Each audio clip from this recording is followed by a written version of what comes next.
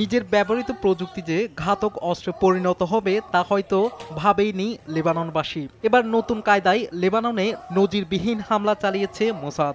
একের পর এক বিস্ফোরিত হচ্ছে নিজের কাছে থাকা পেজার, ল্যাপটপ, ওয়াকিটকি, রেডিও। যোগাযোগ যন্ত্রের বাইরে গাড়ি, সোলার প্যানেলও বাদ যাচ্ছে না।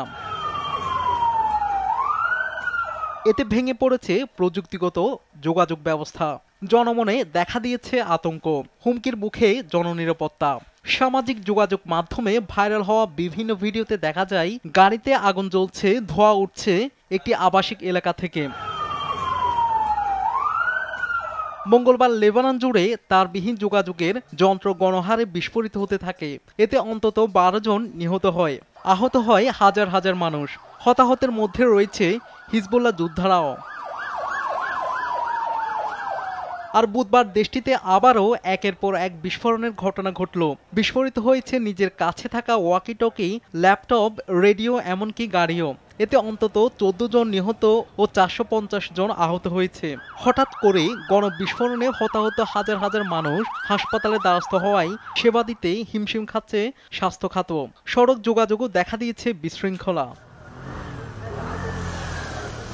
মঙ্গলবার পেজার বিস্ফোরণের পর ধারণা করা হয়েছিল আগে থেকেই স্বল্প পরিমাণে হলেও শক্তিশালী বিস্ফোরক ভরা ছিল এসব যন্ত্রে। তবে ওয়াকিটকি ও ওয়াকিটকির রেডিও বিস্ফোরণের কারণ এখনও স্পষ্ট নয়। পর্যবেক্ষকদের ধারণা, বিস্ফোরণের ঘটনায় এসব যন্ত্র সরবরাহকারী প্রতিষ্ঠানের একটি যোগসাজশ আছে। যন্ত্রগুলোতে 1 থেকে 3 গ্রাম শক্তিশালী বিস্ফোরক ভরা হয়ে থাকতে পারে। তবে কিছু হিজবুল্লাহ সদস্যের ধারণা, যন্ত্রগুলোর ব্যাটারির ত্রুটিতে ঘটেছে এসব বিস্ফোরণ। এসব ঘটনার জন্য ইসরায়েলকে দায়ী করেছে হিজবুল্লাহ ও লেবানন সরকার। তবে কোনো মন্তব্য করেনি ইসরায়েল। এদিকে যুদ্ধের একটি নতুন অধ্যায়ের সূচনার কথা বলছেন ইসরায়েলি প্রতিরক্ষামন্ত্রী ইয়োব গ্যালান্ট। সেনাদেরও প্রশংসা করেছেন তিনি।